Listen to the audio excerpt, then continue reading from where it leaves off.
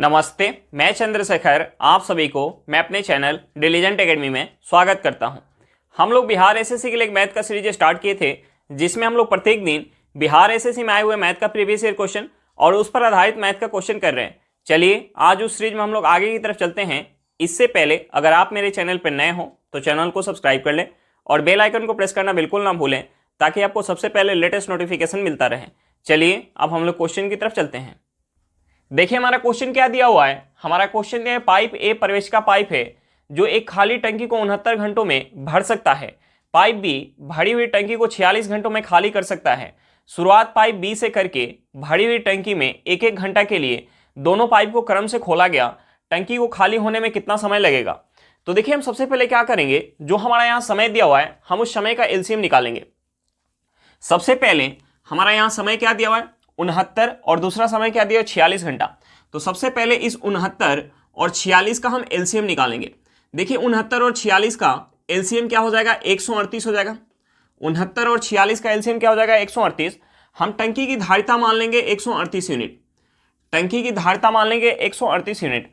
अब देखिए एक पाइप ए है जो भरने का काम कर रहा है और टंकी को 69 घंटा में भर रहा है। टंकी को जो है 69 घंटा में भर रहा है। और एक दूसरा पाइप है बी जो टंकी से पानी खाली करने का काम कर रहा है, निगेटिव काम कर रहा है, तो हम इसके सामने निगेटिव का सिंबल लगाएंगे। और 46 घंटा में टंकी को खाली कर रहा है। तो देखिए हम यहाँ से दोनों पाइप का इफिशियंसी निकाल सकते हैं। पाइप ए जो है 69 घंटा में 138 यूनिट पानी भर रहा है, तो एक घंटा में कितना भरेगा 2 यूनिट पानी भरेगा। और पाइप बी जो है 46 घंटा में 138 यूनिट पानी खाली कर रहा है, तो एक घंटा में कितना खाली करेगा 3 यूनिट पानी खाली करेगा।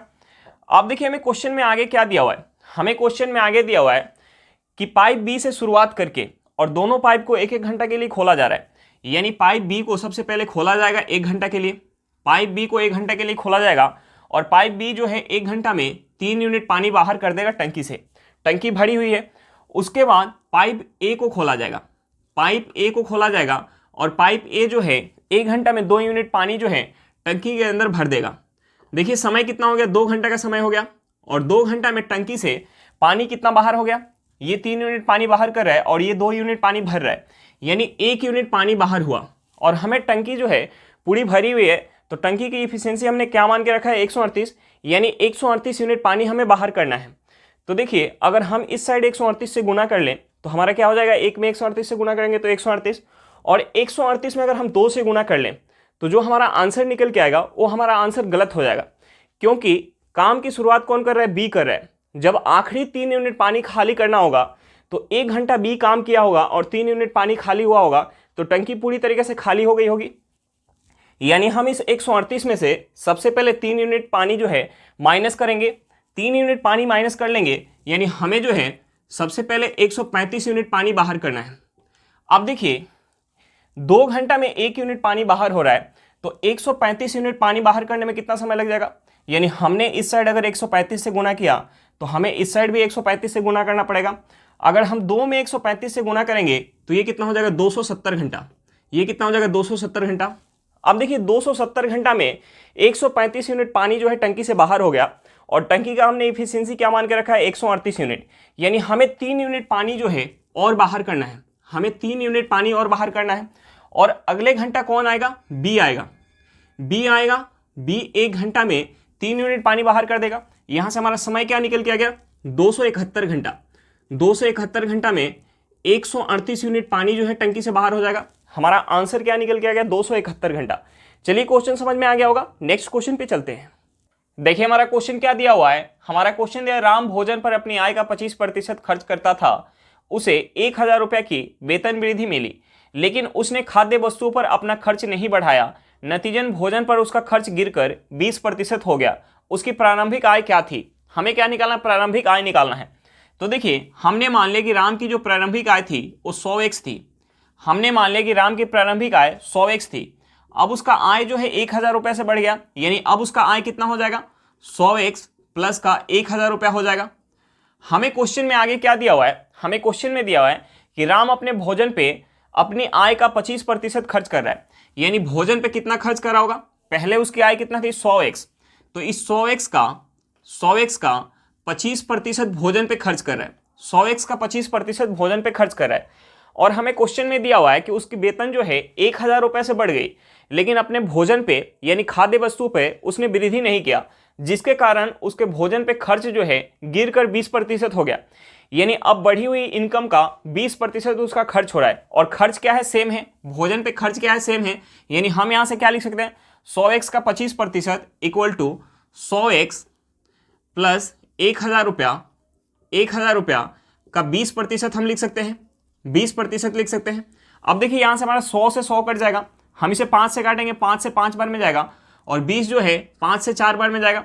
हम यहाँ से अगर गुना कर लें तो ये हमारा हो जाएगा 500x इक्वल टू, हम इसमें अगर 4 से गुना कर लें तो ये क्या हो जाएगा हमारा 400x प्लस का 4,000 रुपया। अब देखिए हम इस 400x को अगर इस साइड लेके आएंगे तो प्लस में है, तो हमारा क्या हो जाएगा माइनस में, यानी 500x में से हम 400x माइनस करेंगे, ये हमारा क्या हो जाएगा 100x इक्वल टू क्या हो जाएगा 4,000 रुपया हो जाएगा।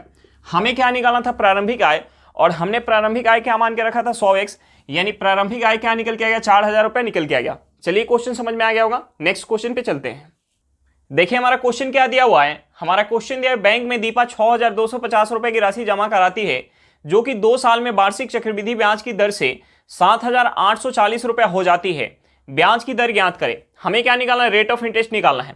अब देखिए हमें इस क्वेश्चन में क्या दिया हुआ है, हमें इस क्वेश्चन में प्रिंसिपल दिया हुआ है। प्रिंसिपल हमें कितना दिया हुआ है 6,250 रुपया।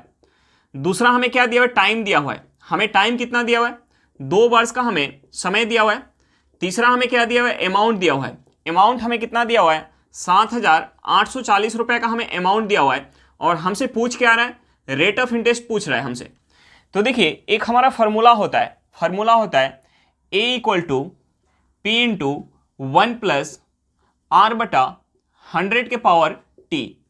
अब देखिए हम इस फार्मूला में रखेंगे तो यहाँ से हमारा रेट ऑफ इंटरेस्ट निकल के आ जाएगा। हम यहाँ ए, पी और टी का वैल्यू रखेंगे तो यहाँ से हमारा रेट ऑफ इंटरेस्ट निकल के आ जाएगा। और इसी फार्मूला से एक हमारा शॉर्ट ट्रिक आता है, शॉर्ट ट्रिक हमारा क्या है कि एक साइड हम प्रिंसिपल को लिखते हैं, प्रिंसिपल कितना है 6,250 रुपया, और एक साइड हम अमाउंट को लिखते हैं, हमारा अमाउंट कितना है 7,840 रुपया। एक साइड हम प्रिंसिपल को लिखते हैं और एक साइड अमाउंट को लिखते हैं। उसके बाद हम दोनों को सेम टेबल से काटते हैं, जब तक सेम टेबल से कटते रहता है। तो देखिए हम यहाँ सेम टेबल से काटेंगे, यानी 0 से ये 0 कट जाएगा। उसके बाद ये सेम टेबल से नहीं कटने वाला है, यानी यहाँ हमारा क्या निकल के आ गया, यहाँ निकल के आ गया 625, और यहाँ क्या निकल के आ गया 784। अब देखिए ये दोनों सेम टेबल से नहीं कटने वाला है। सेम टेबल से जब कटना बंद हो जाए उसके बाद हम क्या करते हैं, समय देखते हैं। यहाँ हमारा समय क्या दिया है, 2 वर्ष का समय दिया हुआ है। देखिए समय हमारा 2 वर्ष का दिया हुआ है, तो सेम टेबल से जब कटना बंद हो जाएगा तो हम इसका वर्गमूल निकालेंगे। अगर हमारा समय 3 वर्ष का दिया होता तो हम इसका घनमूल निकालते हैं। तो हम इस 625 का वर्गमूल निकालेंगे, 625 का वर्गमूल निकालेंगे, और 784 का हम वर्गमूल निकालेंगे। तो देखिए 625 जो है ये किसका स्क्वायर होता है, 625 जो है 25 का स्क्वायर होता है, और 784 किसका स्क्वायर होता है, 28 का स्क्वायर होता है। यानी कोई राशि है जो 25 से 28 हो जा रही है, कितने में, 1 साल में 25 से 28 हो जा रही है। यानी ब्याज कितना का मिल गया, 3 का, कितने पे, 25 पे, गुने 100 करेंगे तो यहाँ से हमारा रेट ऑफ इंटरेस्ट निकल के आ जाएगा। 25 से हम 100 को काटेंगे तो ये 4 बार में जाएगा। हम 4 में अगर 3 से गुना कर लें तो यहाँ से हमारा रेट ऑफ इंटरेस्ट क्या निकल के आ जाएगा, 12%। हमारा आंसर क्या निकल के आ गया, 12% निकल के आ गया। चलिए क्वेश्चन समझ में आ गया होगा, नेक्स्ट क्वेश्चन पे चलते हैं। देखिए हमारा क्वेश्चन क्या दिया हुआ है, हमारा क्वेश्चन दिया अक्षय 2 वर्षों के लिए 6% साधारण वार्षिक ब्याज की दर पर 3,000 रुपया उधार लेता है, और समान राशि को 2 साल के लिए 9% वार्षिक साधारण ब्याज पर अपने दोस्त को उधार देता है। अक्षय को 1 साल में कितना लाभ होगा। हमसे क्या पूछ रहा है कि अक्षय को 1 साल में कितना लाभ होगा। देखिए अक्षय जो है 2 वर्ष के लिए, अक्षय 2 वर्ष के लिए 6% वार्षिक ब्याज के, 6% वार्षिक साधारण ब्याज के दर पे उधार ले रहा है। तो देखिए साधारण ब्याज में क्या होता है, प्रत्येक साल ब्याज क्या होता है, बराबर होता है। यानी 2 वर्ष के लिए उधार लिया 6% वार्षिक दर से, यानी उसे 2 वर्ष में कितना ब्याज देना पड़ता, 3,000 का 12% ब्याज देना पड़ता। और उसी राशि को अपने दोस्त को उधार दे दे रहा है, उसी राशि को अपने दोस्त को उधार दे दे रहा है 2 वर्ष के लिए 9% वार्षिक ब्याज के दर पे, और यहाँ भी ब्याज साधारण ब्याज के दर से काउंट हो रहा है। यानी अपने दोस्त से वो ब्याज कितना लेता, 18%। तो देखिए उसे 2 साल में टोटल प्रॉफिट कितना का हो जाता, 12% उसे ब्याज देना था, लेकिन वो अपने दोस्त से 18% ब्याज ले रहा है, यानी उसे टोटल प्रॉफिट कितना हो जाता, 6% का प्रॉफिट हो जाता 2 साल में, 2 साल में उसे 6% का प्रॉफिट हो जाता। लेकिन हमसे क्या पूछ रहा है कि अक्षय को 1 साल में कितना का प्रॉफिट होता, यानी 1 साल में कितना का प्रॉफिट हो जाएगा, 3% का। अक्षय को जो है प्रिंसिपल का 3% का प्रॉफिट हो जाएगा 1 साल में। प्रिंसिपल हमें कितना दिया हुआ है, 3000 रुपया, यानी अक्षय का प्रॉफिट हम यहां से निकाल सकते हैं 3000 का 3% निकालेंगे तो हमारा क्या निकल के आ जाएगा, प्रॉफिट निकल के आ जाएगा। जीरो से ये जीरो कट जाएगा। हम अगर 30 में 30 में अगर हम 3 से गुना कर लेंगे तो ये हमारा क्या हो जाएगा, 90 रुपया। यानी 1 साल में अक्षय को कितना का प्रॉफिट हो जाएगा, 90 रुपये का प्रॉफिट हो जाएगा। अगर हमसे पूछता कि अक्षय को पूरा कितना का प्रॉफिट होगा तो 90 में 2 से गुना कर लेते हैं, यानी 180 रुपये का प्रॉफिट हो जाता। हमारा आंसर क्या निकल के आ गया, 90 रुपया। चलिए क्वेश्चन समझ में आ गया होगा। नेक्स्ट क्वेश्चन पे चलते हैं। देखिए हमारा क्वेश्चन क्या दिया हुआ है। हमारा क्वेश्चन दिया 11 वर्ष बाद राघव की आयु उसकी 5 वर्ष पहले की आयु का 5 गुनी हो जाएगी। राघव की वर्तमान आयु कितनी है। हमें क्या निकालना है, राघव की वर्तमान आयु निकालना है। तो देखिए हमने मान लिया कि राघव की वर्तमान आयु x वर्ष है। राघव की वर्तमान आयु x वर्ष हमने मान लिया। तो हमें क्वेश्चन में दिया कि 11 वर्ष बाद राघव की आयु उसकी 5 वर्ष पहले की आयु की 5 गुनी हो जाएगी। तो 5 वर्ष पहले अगर वर्तमान में हमने मान लिया कि राघव की आयु x वर्ष है तो 5 वर्ष पहले क्या हो जाएगा, x माइनस का 5 वर्ष हो जाएगा। x माइनस 5 वर्ष का 5 गुना 11 वर्ष बाद हो जाएगा। यानी हम इस x में 11 ऐड कर लेंगे तो ये दोनों हमारा बराबर हो जाएगा आपस में।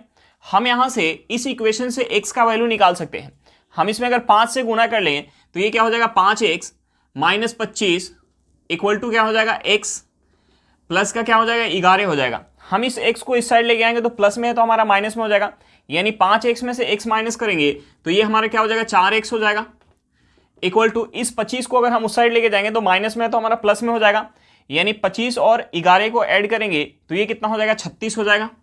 यहाँ से हमारा x क्या निकल के आ जाएगा, हम इस 4 से अगर 36 को काटेंगे तो ये कितने बार में जाएगा, 9 बार में। यानी x इक्वल टू हमारा क्या निकल के आ गया, 9 वर्ष निकल के आ गया। हमारा आंसर क्या निकल के आ गया, 9 वर्ष निकल के आ गया। चलिए क्वेश्चन समझ में आ गया होगा। नेक्स्ट क्वेश्चन पे चलते हैं। देखिए हमारा क्वेश्चन क्या दिया हुआ है। हमारा क्वेश्चन दिया 2 बिंदुओं के बीच की दूरी जाते समय 60 किलोमीटर पर घंटे की चाल से और वापसी के दौरान 40 किलोमीटर पर घंटे की चाल से तय की जाती है। यदि इसमें कुल 5 घंटे का समय लगा तो दोनों बिंदुओं के बीच की दूरी कितनी है। हमें क्या निकालना है, दोनों बिंदुओं के बीच की दूरी निकालना है। तो देखिए हम 2 बिंदु मान लेते हैं। हमने मान लिया कि एक बिंदु हमारा A है और दूसरा बिंदु क्या है, B है। तो हमें जाने का स्पीड दिया हुआ है। हमें जाने का स्पीड क्या दिया हुआ है, 60 किलोमीटर पर घंटा। यानी A से B के तरफ जाने का हमें स्पीड दिया हुआ है और दूसरा हमें वापस आने का स्पीड दिया हुआ है। वापस आने का हमें स्पीड क्या दिया हुआ है, 40 किलोमीटर पर घंटा। यानी B से A की तरफ वापस आ रहा है। और यात्रा का हमें टोटल समय दिया हुआ है। यात्रा का हमें टोटल समय दिया हुआ है। टोटल हमें टाइम क्या दिया हुआ है, टोटल हमें टाइम दिया हुआ है 5 घंटा का। यानी जाने और वापस आने में 5 घंटे का समय लग रहा है। तो देखिए अगर हमें यह पता चल जाए कि जाने में कितना समय लग रहा है या वापस आने में कितना समय लग रहा है तो हम दोनों बिंदुओं के बीच की दूरी बता पाएंगे। क्योंकि जाने और वापस आने का हमें स्पीड क्वेश्चन में दिया हुआ है। तो हम समय कैसे निकाल सकते हैं कि जाने में कितना समय लग रहा है या वापस आने में कितना समय लग रहा है। तो देखिए दोनों बिंदुओं के बीच की दूरी क्या है, फिक्स है। यानी जितना दूरी 60 किलोमीटर पर घंटा की स्पीड से जा रहा है उतना ही दूरी 40 किलोमीटर पर घंटा की स्पीड से वापस आ रहा है। यानी डिस्टेंस क्या है, सेम है। देखिए डिस्टेंस जब सेम होता है तो एक हमारा कंसेप्ट होता है कि जो हमारा स्पीड का रेशियो होता है उसका अपोजिट क्या होता है, टाइम का रेशियो होता है। डिस्टेंस क्या है, डिस्टेंस जो है डिस्टेंस सेम है। डिस्टेंस सेम है तो एक हमारा कंसेप्ट होता है कि जो हमारा स्पीड का रेशियो होता है, जो स्पीड का रेशियो होता है उसका अपोजिट हमारा क्या हो जाता है, टाइम का रेशियो हो जाता है।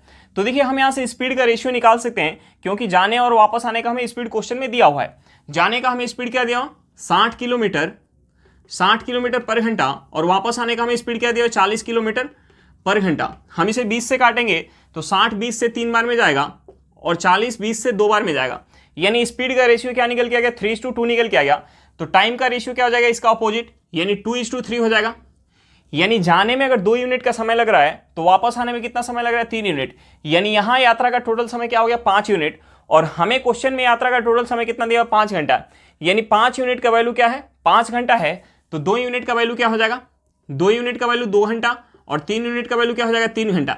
यानी जाने और वापस आने का हमें समय पता चल गया। तो हम किसी एक समय से किसी एक स्पीड में गुना करेंगे तो दोनों बिंदुओं के बीच की दूरी निकल के आ जाएगा। तो हमें क्या निकालना है, डिस्टेंस निकालना है। हमें जो है हमें क्या निकालना है, डिस्टेंस निकालना है। तो हम यहाँ से जाने का स्पीड ले लेते हैं। जाने का स्पीड क्या है, 60 किलोमीटर पर घंटा और जाने में समय कितना लग रहा है, 2 घंटा का समय लग रहा है।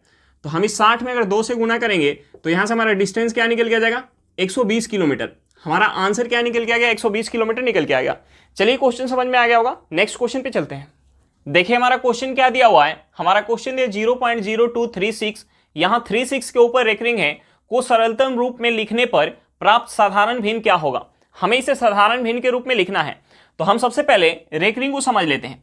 देखिए अगर हमें 0.2 के ऊपर रेकरिंग दिया हो और हमें इसे साधारण भिन्न के रूप में लिखना हो, तो हम इसे कैसे लिखेंगे, जितने अंक के ऊपर हमारा रेकरिंग लगा होगा उतने बट्टे में क्या आ जाएगा, 9 आ जाएगा। यानी यहां से हमारा साधारण भिन्न क्या हो जाएगा, 2/9 हो जाएगा। अगर हमें 0.22 के ऊपर रेकरिंग दिया हो तो हमें इसे अगर साधारण भिन्न के रूप में लिखना हो तो हम इसे कैसे लिखेंगे, यहां जो है 2 अंक के ऊपर हमारा रेकरिंग लगा हुआ है, तो यहां बट्टे में हमारा 2/9 आ जाएगा। यानी यहां से भिन्न क्या हो जाएगा, 22/99 हो जाएगा। यहां से भिन्न क्या हो जाएगा, 22/99 होगा। अब देखिए अगर हमें 0.22 यहां एक 2 के ऊपर रेकरिंग लगा हो और इसे हमें साधारण भिन्न के रूप में लिखना हो, इसे हमें साधारण भिन्न के रूप में लिखना हो तो हम इसे कैसे लिखेंगे, जितने अंक के ऊपर हमारा रेकरिंग होगा उतने बट्टे में हमारा 9 आएगा, और जितने के ऊपर रेकरिंग नहीं होगा उतने हमारा बट्टे में क्या आएगा, 0 आएगा। और जिसके ऊपर रेकरिंग नहीं होगा उसको हम अंश में से माइनस करेंगे। यानी यहां क्या हो जाएगा, 22 माइनस, यहां जो है 2 के ऊपर रेकरिंग नहीं है, यानी हम इसमें से 2 माइनस करेंगे, बट्टे हमारा क्या हो जाएगा, ये हमारा हो जाएगा 1 के ऊपर रेकरिंग है 1 9 हो जाएगा, और 1 के ऊपर रेकरिंग नहीं है यानी 1 0 हो जाएगा। यहां से हमारा क्या निकल के आ जाएगा, 20/90 निकल के आ जाएगा। अब देखिए इसी तरीका से हम इसे लिखेंगे। हमें क्वेश्चन में क्या दिया हुआ है, हमें क्वेश्चन में दिया हुआ 0.0236 के ऊपर हमें रेकरिंग दिया हुआ है, तो हम इसे भिन्न के रूप में लिखेंगे। तो यहाँ जो है 2 अंक के ऊपर रेकरिंग है और 2 के ऊपर रेकरिंग नहीं है, तो यहाँ बट्टे में हमारा 2/9 आएगा और 2 0 आएगा। यानी यहां से क्या हो जाएगा, 0.236 माइनस, जिसके ऊपर रेकरिंग नहीं होगा हम उसे माइनस करेंगे, यानी 0.2 को हम माइनस करेंगे, 0.2 को माइनस करेंगे, बट्टे हमारा क्या हो जाएगा, 2 के ऊपर रेकरिंग है तो 2/9 आएगा, और 2 के ऊपर रेकरिंग नहीं है तो 2 0 आएगा। अब देखिए हम इस 236 यानी 236 के आगे अगर 0 है तो इसका कोई वैल्यू नहीं है, और यहां भी 2 के आगे 0 है तो इसका कोई वैल्यू नहीं है, तो हम इस 236 में से 2 माइनस करेंगे तो ये हमारा क्या हो जाएगा, 234 बटा हमारा क्या हो जाएगा, 9900 हो जाएगा। हम इसे अगर 9 से काटेंगे तो ये 9 से कितने बार में जाएगा, ये 9 से 2 बार में जाएगा, 9 दूनी 18, हाथ में कितना जाएगा 5, यानी कितने बार में चला जाएगा 54, 9 से 6 बार में चला जाएगा। और हम इसे 9 से काटेंगे तो ये 99 जो है 9 से 11 बार में जाएगा, 2 0 आ जाएगा। उसके बाद हम इसे 2 से काट सकते हैं। 2 से अगर हम इसे काटेंगे तो 26 2 से 13 बार में जाएगा, और ये 2 से कितने बार में चला जाएगा, ये 2 से चला जाएगा 550 बार में। ये 2 से कितने बार में चला जाएगा, 1100 जो है 2 से 550 बार में चला जाएगा। यानी यहां से हमारा साधारण भिन्न क्या निकल के आ गया, 13/550 निकल के आ गया। चलिए क्वेश्चन समझ में आ गया होगा, नेक्स्ट क्वेश्चन पे चलते हैं। देखिए हमारा क्वेश्चन क्या दिया हुआ है, हमारा क्वेश्चन दिया है ए बी और सी के पास 2:5:7 के अनुपात में रुपये हैं। यदि बी के पास ए से 90 रुपये अधिक है तो सी के पास कितने रुपए हैं। हमें क्या निकालना है, सी के पास का धनराशि निकालना है। अब देखिए ए बी और सी के पास के धनराशि का हमें रेशियो दिया हुआ है, ए बी और सी के पास के धनराशि का हमें रेशियो दिया हुआ है। रेशियो हमें क्वेश्चन में क्या दिया है, 2:5:7। तो देखिए हमने मान लिया कि ए के पास 2 यूनिट की धनराशि है, बी के पास 5 यूनिट की धनराशि है, और सी के पास 7 यूनिट की धनराशि है। तो हमें क्वेश्चन में दिया कि यदि बी के पास ए से 90 रुपये अधिक है, तो देखिए यहाँ जो है बी के पास ए से कितना अधिक है, यहाँ जो है बी के पास ए से 3 यूनिट अधिक धनराशि है, लेकिन हमें क्वेश्चन में दिया हुआ है कि 90 रुपया अधिक धनराशि है। देखिए 3 यूनिट का वैल्यू अगर 90 रुपया है तो 1 यूनिट का वैल्यू क्या हो जाएगा, 1 यूनिट का वैल्यू हो जाएगा 30 रुपया। तो हमें क्या निकालना था कि सी के पास कितना धनराशि है, सी के पास कितना धनराशि है, 7 यूनिट, यानी हमें 7 यूनिट का वैल्यू निकालना है। देखिए 1 यूनिट का वैल्यू अगर 30 रुपया है तो 7 यूनिट का वैल्यू क्या हो जाएगा, 210 रुपया। हमारा आंसर क्या निकल के आ गया, 210 रुपया निकल के आ गया। चलिए क्वेश्चन समझ में आ गया होगा, नेक्स्ट क्वेश्चन पे चलते हैं। देखिए हमारा क्वेश्चन क्या दिया हुआ है, हमारा क्वेश्चन है समांतर श्रेणी 1 4 7 डैश डैश की कितनी संख्याओं का योग 925 होगा। तो देखिए समांतर श्रेणी में अगर हमें n पदों का सम निकालना हो तो हमारा फॉर्मूला क्या होता है। समांतर श्रेणी में अगर हमें n पदों का सम निकालना हो तो हमारा फॉर्मूला होता है n/2 into 2a plus n-1 into d। अब देखिए यहाँ ए क्या होता है, प्रथम पद, और डी क्या होता है, लगातार दो पदों का बीच का डिफरेंस। हमें टोटल सम कितना दिया हुआ क्वेश्चन में, 925 दिया हुआ है, हमें n निकालना है, n/2 इंटू ए हमारा क्या हो जाएगा, प्रथम पद यानी 1, 2 इंटू 1 कितना हो जाएगा, 2 हो जाएगा, प्लस n-1, डी हमारा क्या हो जाएगा, लगातार दो पदों के बीच का डिफरेंस, यानी 1 और 4 के बीच का डिफरेंस लेंगे, ये कितना हो जाएगा, 3 हो जाएगा। अब देखिए यहां से हम लिख सकते हैं इसे 925 equal to n/2 into 2 plus, हम इसमें अगर 3 से गुना कर लें तो ये हो जाएगा 3n-3। हम यहां से लिख सकते हैं 925 equal to n/2 into plus का 2 और माइनस का 3, यानी यहां से हो जाएगा 3n-1। अब देखिए हम यहां गुना कर लेते हैं n/2 से, ये हमारा हो जाएगा 925 इक्वल टू 3n² माइनस ये हमारा हो जाएगा n/2। अब देखिए हम यहाँ से 1/2 कॉमन ले लेते हैं और क्रॉस गुना कर लेते हैं। अगर हम 2 से 925 में गुना करेंगे तो ये हमारा क्या हो जाएगा, 1850। ये क्या हो जाएगा, 1850 इक्वल टू क्या हो जाएगा हमारा, ये हो जाएगा 3n² माइनस n। अब देखिए हम यहाँ से क्वाड्रेटिक इक्वेशन सॉल्व करके n का वैल्यू निकाल सकते हैं, या हम n का वैल्यू कुछ सोच सकते हैं।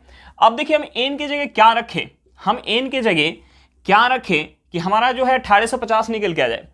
तो देखिए अगर हम n की जगह 25 रख लें, हम n की जगह अगर 25 रख लें तो 25 का स्क्वायर करेंगे, ये कितना हो जाएगा, 25 का स्क्वायर हो जाएगा 625, और 625 में अगर हम 3 से गुना करेंगे तो ये कितना हो जाएगा, 1875।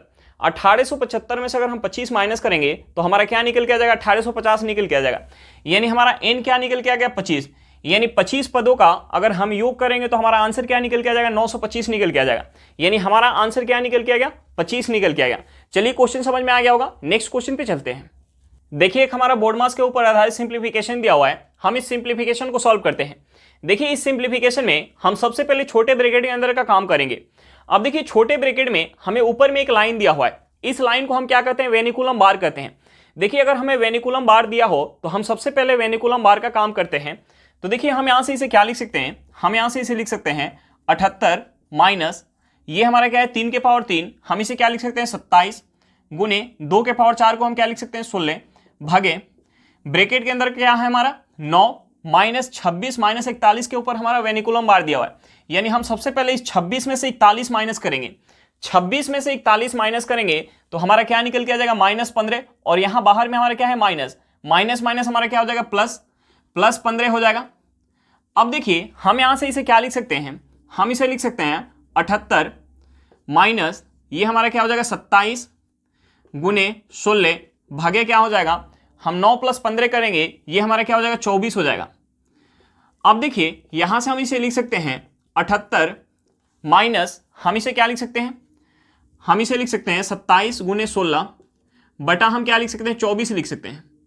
अब देखिए हम इसे अगर 8 से काट लें तो 16 8 से 2 बार में जाएगा और 24 8 से 3 बार में जाएगा। हम इस 3 से अगर 27 को काटेंगे तो 9 बार में जाएगा। यहां से हमारा क्या हो जाएगा, ये हो जाएगा 78 माइनस 9 गुने 2 कितना हो जाएगा 18। हम 78 में से 18 माइनस करेंगे, हमारा आंसर क्या निकल के आ गया 60 निकल के आ गया। हमारा आंसर क्या निकल के आ गया 60 निकल के आ गया। चलिए क्वेश्चन समझ में आ गया होगा।